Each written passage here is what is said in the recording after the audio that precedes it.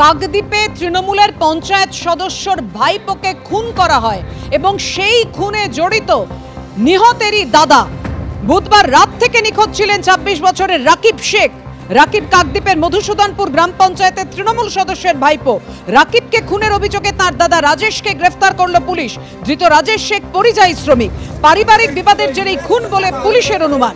কাকদ্বীপে তৃণমূল পঞ্চায়েত সদস্যের ভাইপো খুনে গ্রেফতার নিহতের দাদা রাজেশ শেখ।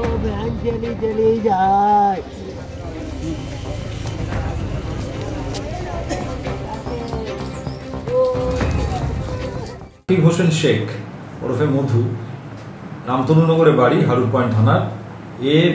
ডেড বডি পাওয়া যায় ভোরবেলা ওর বাড়ির কাছ থেকে ১০০-১৫০ মিটার দূরে একটি মাঠে।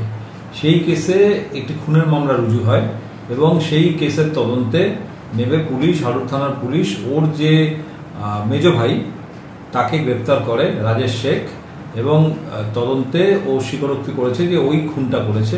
মূলত এটা পারিবারিক ডিসপিউট, মানে ফ্যামিলি কিছু রিজনস আছে, তার জন্যই এই খুনটা হয়। ওকে আমরা আদালতে পেশ করেছি আজকে ৭ দিনের পিসি প্রেয়ার। চলতি মাসে ৪ জেলায় ৬ তৃণমূল নেতাকর্মী খুনের ঘটনা ঘটল। ভরতপুরের পর এবার রেজিনগর। মুর্শিদাবাদে ফের তৃণমূল কর্মী খুন। বিজেপির বিরুদ্ধে খুনের অভিযোগ নিহতের ভাইয়ের। আগেও খুনের হুমকি বিজেপি আশ্রিত দুষ্কৃতীদের, এমনকি ওই অভিযোগ করেছেন নিহতের ভাই। ২১শে জুলাই রেজিনগরে আক্রান্ত হন তৃণমূল কর্মী পতিত পাল।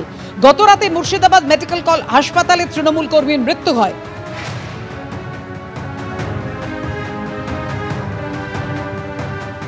হুমকি দেয় মারার আমাদের। তারপর আমরা কেউ বাড়িতে ছিলাম না, দাদা ধরো ওই টোটো নিয়ে ৭টার দিকে আসতেছিল আমাদের বাড়ি ওখানে ফাঁকাতে, ওই ২১শে জুলাই ফাঁকাতে পেয়ে মানে ৫ জনা মানে রিভলভার ঠেকায়, বুকে ঠেকাইয়ে মুখ গামছা বেঁধে নিয়ে মাঠে নিয়ে যায়, হাতুড়ি দিয়ে শাবল দিয়ে আমার দাদাকে হাত পা ভেঙে দেয়। তারপরে আমরা আমি তো বহরমপুরে ছিলাম, দাদাকে মেডিকেলে নিয়ে আসে, এখানে ভর্তি করানো হয়।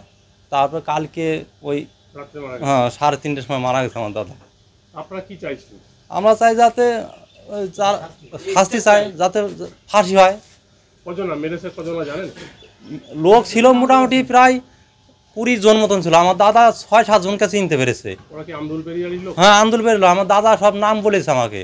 ওরা পার্টি করে? কি পার্টি? হ্যাঁ, ওরা বিজেপি পার্টি করে।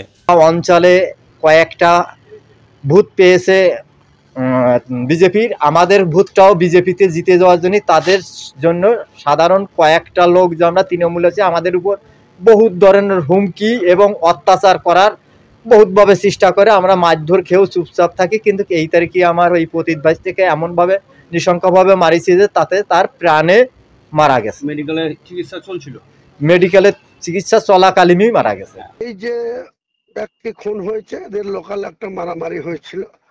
এই মারামারি থেকে তারপরে হসপিটালে গিয়ে কালকে মৃত্যু হয়েছে। যারা মেরেছে তারা 2 মাস আগেও বিজেপি ছিল। বিজেপি থেকে এখানে লোকাল নেতা পঞ্চায়েত সমিতি পরিচালনা করে আতাউর টিএমসির, তার প্রভাবে প্রভাবিত হয়ে 2 মাস আগে তারা এখানে তৃণমূলের পতাকা ধরেছে। আজ পর্যন্ত সে তৃণমূলের কোনো মেম্বারশিপও নেয়নি, কিছুই নেয়নি, এমনি তৃণমূলের পতাকা নিয়ে মিটিং মিছিলে গেছে।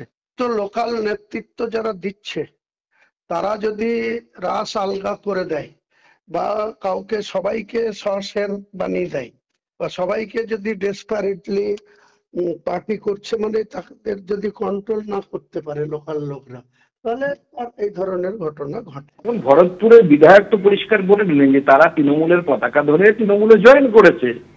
এখানে বিজেপি কোথা থেকে আসছে? রেজিনগরে আপনি জানেন হিন্দু পার্সেন্টেজ কত, সেখানে বিজেপি কতটা আছে বা বিজেপির অস্তিত্ব কত আছে, এটা কাউকে যদি আমরা বোঝানোরও চেষ্টা করি সেটা কি কেউ বুঝবে? দ্বিতীয় কথা হচ্ছে, যে কোনো দুষ্কৃতী সবসময় তার সাথেই থাকতে চায় যারা তাকে প্রশাসনিক মদত দিতে পারে। বিজেপির হাতে সেই প্রশাসনিক মদত দেওয়ার ক্ষমতাই নেই।